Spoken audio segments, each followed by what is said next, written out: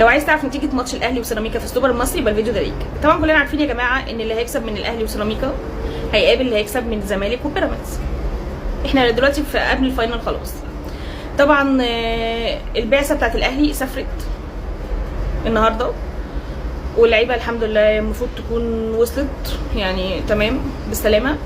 هنبدا طبعا الكلام الاول بسيراميكا. سيراميكا يا جماعه فرقه كويسه قوي.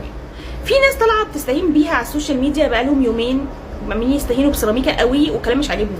يعني يا جماعه سيراميكا من موقعي هذا بقول لكم والله العظيم سيراميكا اول الدوري، اقسم بالله. يعني عارفين اقسم بالله اول الدوري.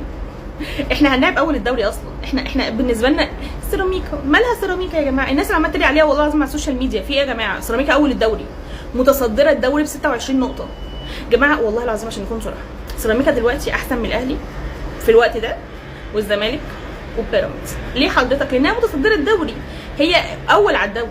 احنا كان في ايدينا نبقى اول الدوري امبارح والله، بس لولا تعادلنا تعادل سلبي قصاد المصري 0-0. يعني خلاص احنا ضيعنا التصدر، بس قدر الله ما شاء فعل. خلاص مش هنتكلم في اللي فات عشان احنا عندنا بطوله تمام.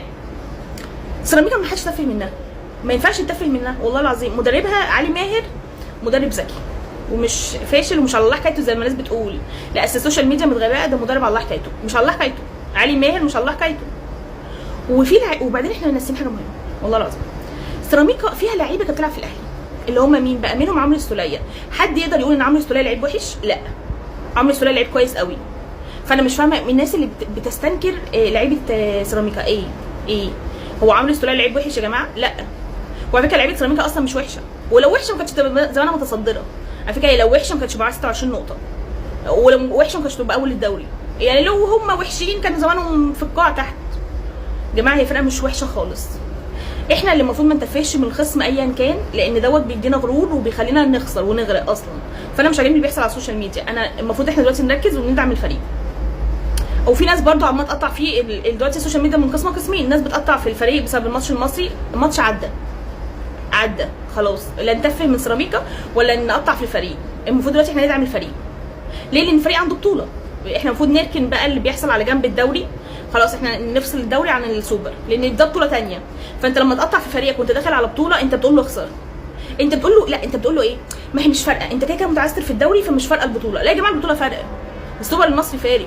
انا مش فاهمه بجد.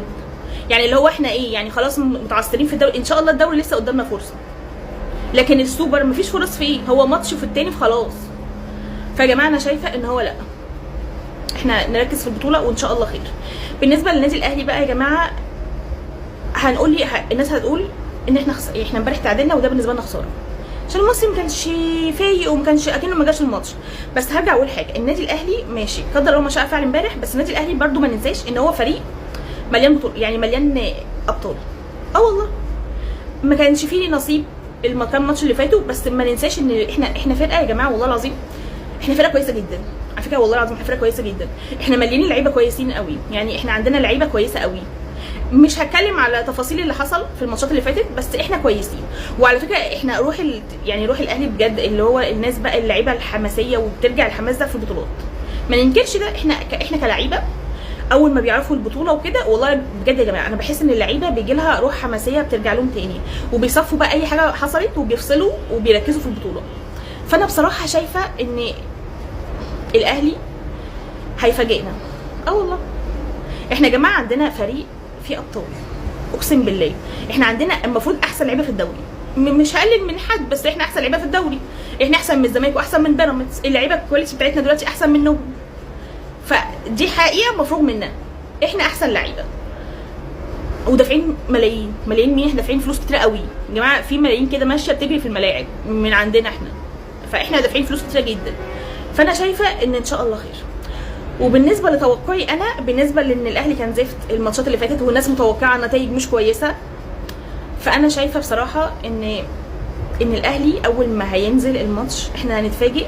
عارفين يا جماعه روح التيشيرت الاحمر اللي احنا بنتكلم عنها تبقى موجوده والله العظيم. روحي بقى الاهلي الحقيقيه، انا متوقعه ان شاء الله تنزل معانا في ماتش السوبر، يعني قط وخلاص كده. بالنسبه لي ستوب على كده يا ابني. احنا ان شاء الله الاهلي هينزل، يعني عوده الاهلي في ماتش السوبر ده. فانا متوقعه ان شاء الله ان والماتش في ناس متوقعه انه يوصل ضربات جزاء. لا، انا متوقعه ان الماتش ان شاء الله هيخلص في الماتش 2-1 لصالح الاهلي. بس على كده. واتمنى الواحد ده ما يدخلش، والله العظيم اتمنى الواحد ده ما يدخلش، حتى اتمنى انه ما يدخلش، والله العظيم اتمنى انه ما يدخلش فينا الواحد. بس هو ال2-1 دي انا تقيله عليا، يعني تقيله على قلبي اقسم بالله، انا مش عايزه ادخل فينا جوان، بس انا توقعي 2-1 لصالح الاهلي ان شاء الله، والنتيجه تخلص في الماتش. انا مش عايزه نوصل ضربات جزاء، انا خلاص يا جماعه اتعقدت من ضربات الجزاء اقسم بالله. احنا كل بطولاتنا اللي فاتت نوصل مع الزمالك ضربات جزاء كتير، والله كتير علينا اللي بيحصل ده. احنا عايزين اللعيبه تخلص في الماتش، ما توصلش للشناوي اصلا.